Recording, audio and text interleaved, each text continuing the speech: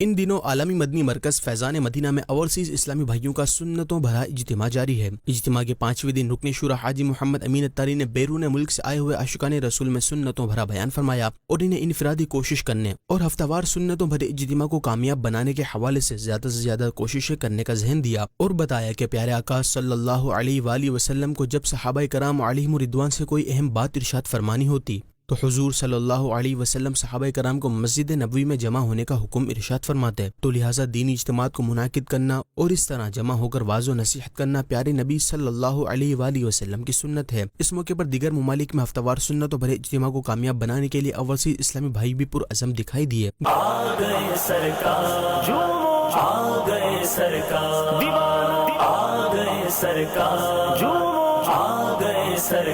دوسری جانب رکن شورا حاجی عبدالحبیب اتاری نے UK کے جامعۃ المدینہ کے اساتذہ کرام سے ملاقات کر کے تنظیمی معاملات پر رہنمائی فرمائی۔ اس موقع پر رکن شورا حاجی جنید اتاری مدنی بھی موجود تھے۔